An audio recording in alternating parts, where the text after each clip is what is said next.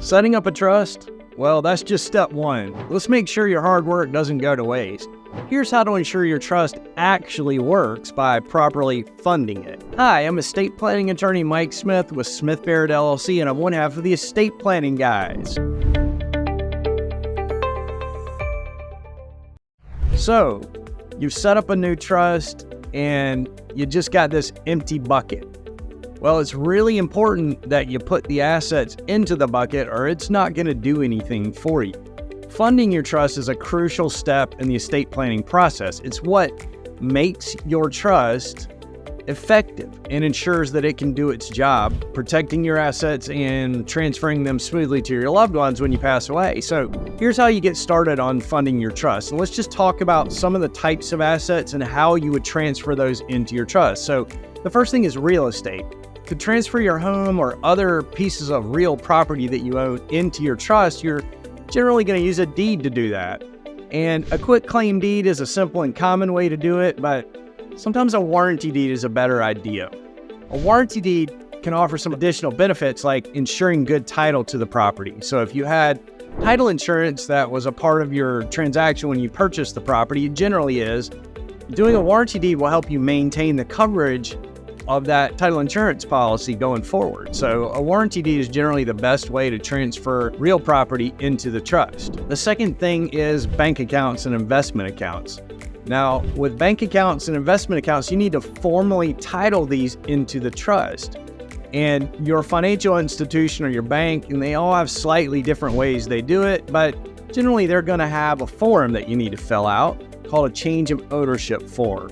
And you fill that form out, you list yourself as the current owner and the name of your trust, which should be included in your trust documents, as the new owner of that account. And you give that to the bank or financial institution, and they will take care of transferring that into your trust. And then you're going to want to make sure that you double check and confirm that the account has been properly titled into the trust. And you can do that by just looking at the statement that you receive. So the next time you get a statement, just look and make sure that it references your trust on there. It may list you as the trustee, but you want to make sure that it's actually been done. I have had a situation where a client passed away in the process. The bank hadn't quite gotten it done, and it created some hiccups that we managed to solve. But you do need to make sure to check behind and make sure that the bank or other financial institution has taken care of that for you, just to confirm they've done it. Now, the other thing about bank accounts and other financial accounts, anything that has a beneficiary on it.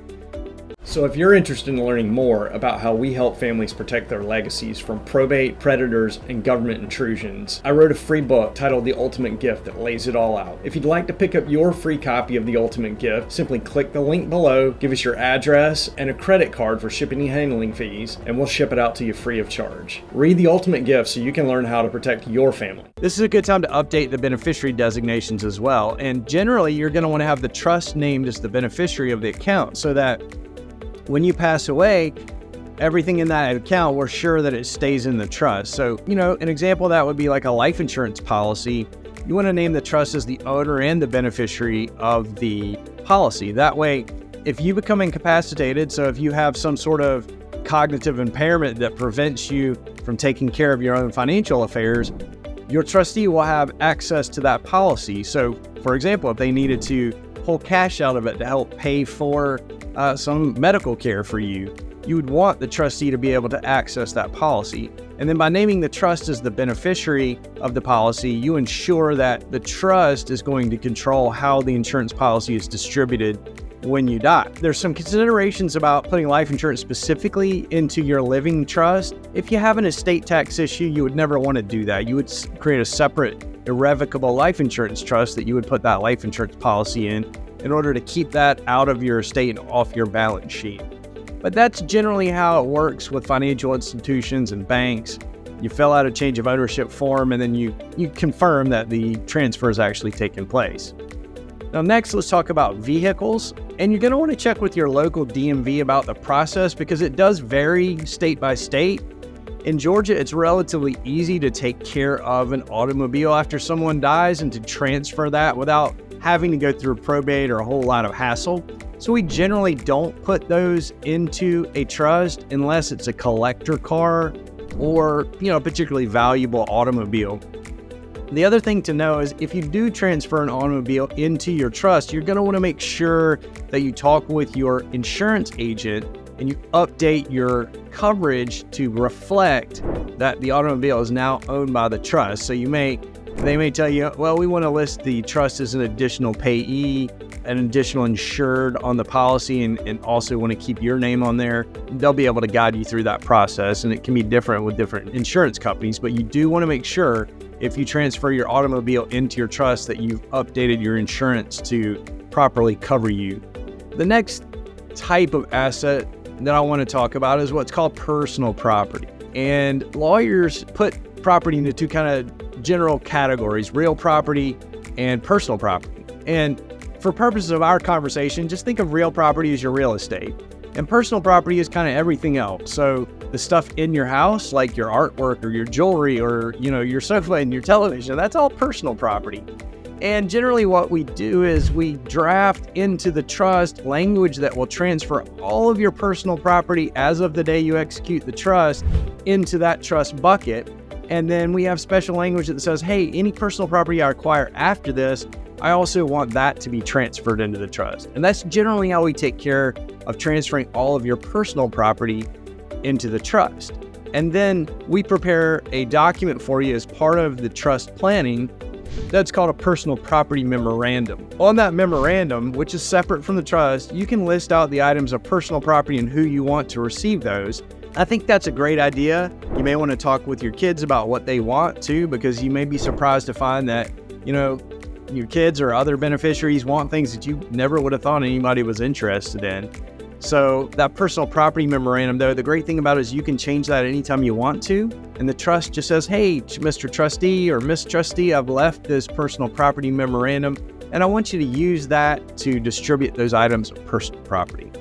Now, let's talk about some exceptions. So things that you don't want to put into your living trust. So remember, not everything can go into a living trust, almost everything, but not quite everything. So for example, IRAs can't be owned by a trust.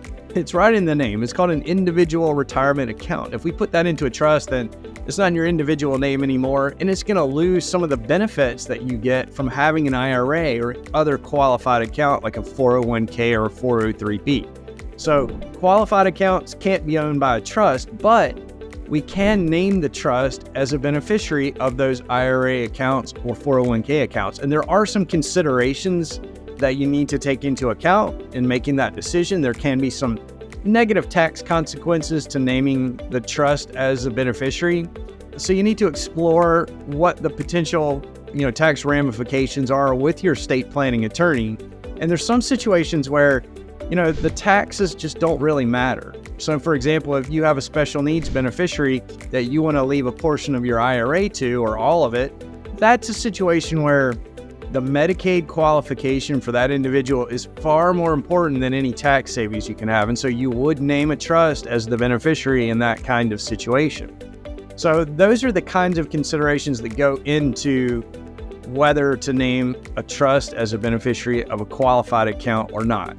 And remember, qualified accounts are IRAs, 401ks, 403bs, anything like that.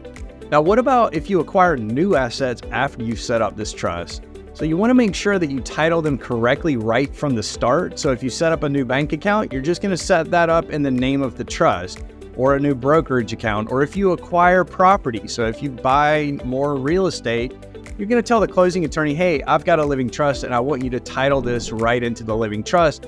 And they're going to prepare a deed that puts that property directly into your trust. So it never goes into your individual name and we don't have any problems there. And then the other thing that we do is we prepare what's called a pour over will.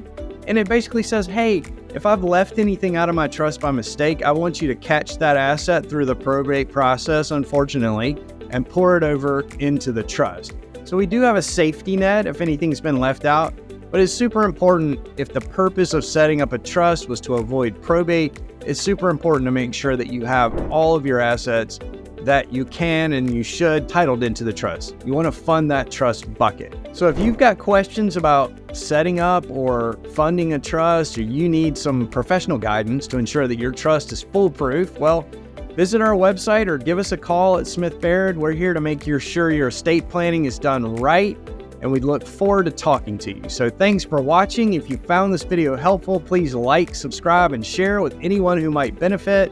And stay tuned for more practical advice from the estate planning guys.